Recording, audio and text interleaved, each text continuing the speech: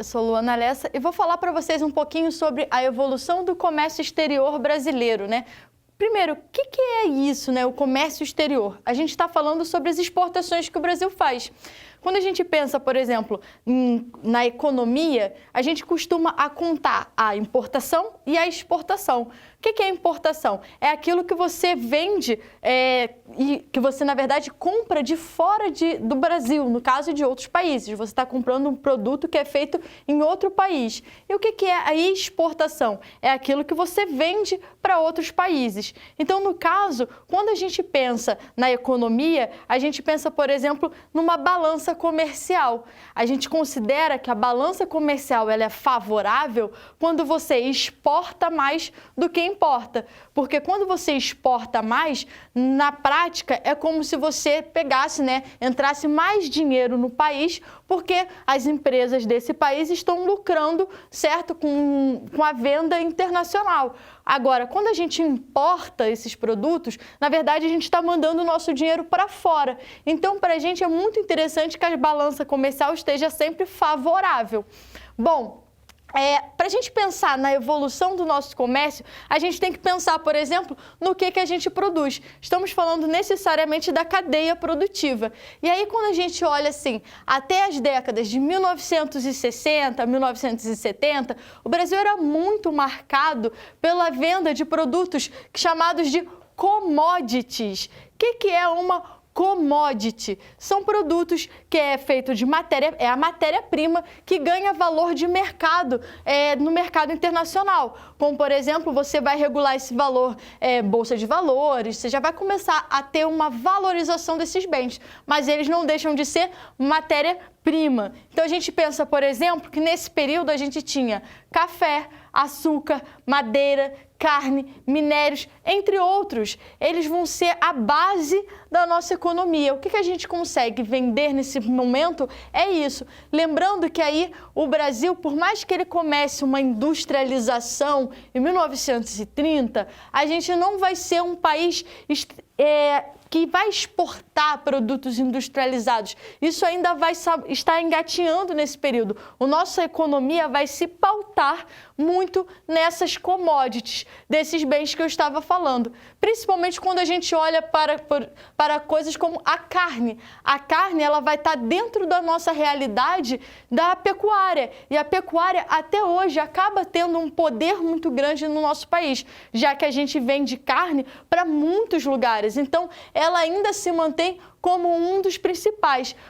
Se a gente pensar o Brasil hoje, na verdade, a gente ainda tem muitos resquícios dessa produção de commodities. A nossa economia ainda é muito atrelada aos commodities. E isso é explicável, né, a partir do momento de que a composição do nosso país se pautou na produção desses produtos. A gente ainda se mantém como um país da América Latina que teve uma economia que teve uma colonização, na verdade, de exploração pautada em produtos primários. Então, por exemplo, minérios, a questão da pecuária, questão, por exemplo, do café. O café, durante muito tempo, foi o quê? O nosso maior produto comercial. A nossa maior exportação era de café.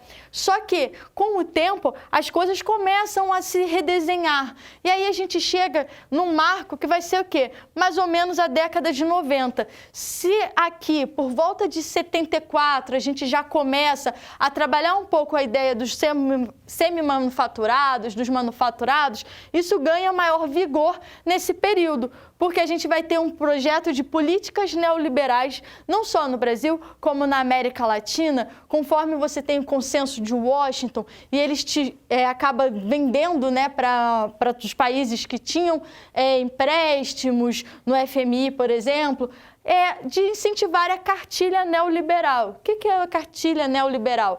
É você enxugar as atribuições do Estado. Então, por exemplo, o Estado começa a vender suas empresas nacionais num processo chamado de privatizações, né? E nesse período da década de 90, a gente também tem outro impulso, que é o seguinte, é nesse período que nós vamos criar ali o Mercosul, que vai ampliar a comercialização e a exportação de produtos brasileiros para dentro desse bloco econômico, sendo o Brasil um dos países fortes dentro da Mercosul. E que tipo de produtos nós vamos ter aqui nesse período, né? A gente vai ter semi-manufaturados e os manufaturados. Quem são os semi-manufaturados? Madeira cortada, borracha, celulose, que embora a gente já tinha começado a fazer, por exemplo, você vai se perguntar, a borracha a gente já não começou lá no período de ocupação do território brasileiro? Sim, mas a gente mantém isso como dentro do padrão, né, de exportação e vai ganhando mais vigor.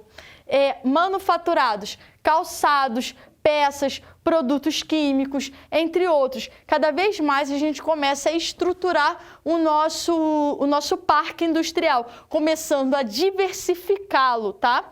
E aí chegamos no contexto atual. E no contexto atual a gente assiste o quê? A questão da globalização, a questão, novamente, do Mercosul, porque dentro da ideia de globalização é interessante criar blocos econômicos, então o Mercosul aparece para o Brasil como uma importância econômica de fortalecimento da economia brasileira.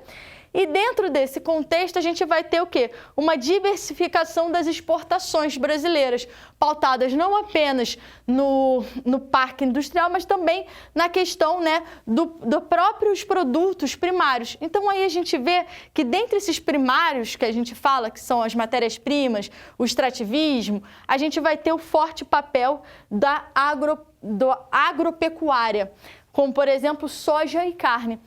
Atualmente, o Brasil tem diminuído um pouco o seu impulso industrial, o que acaba justificando que cada vez mais a nossa economia tem sido pautada nos produtos primários. Se antes a gente começou nos produtos primários e aí teve um avanço na ideia dos manufaturados, dos semi-manufaturados, agora a gente já começa a voltar um pouquinho, diminuir o nosso impulso industrial.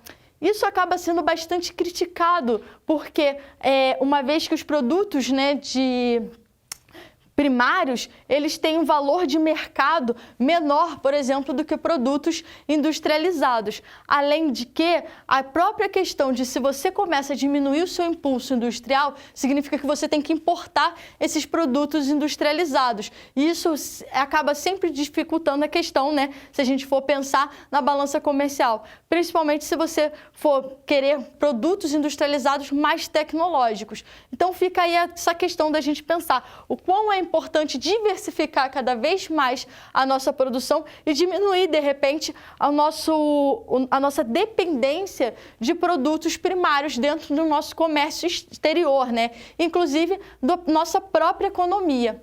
Bom, para resumir aqui o que eu falei com vocês, olha só, eu te mostrei a evolução do comércio exterior brasileiro, o que é esse comércio externo, o que é a balança comercial, te mostrei mais ou menos as datas de maiores mudanças dentro do nosso perfil de comércio externo e essas são as principais características e produtos que a gente vende no mercado exterior. Bom, fique à vontade de tirar uma foto do quadro. Foi um prazer dar essa aula para vocês e nos encontramos numa próxima.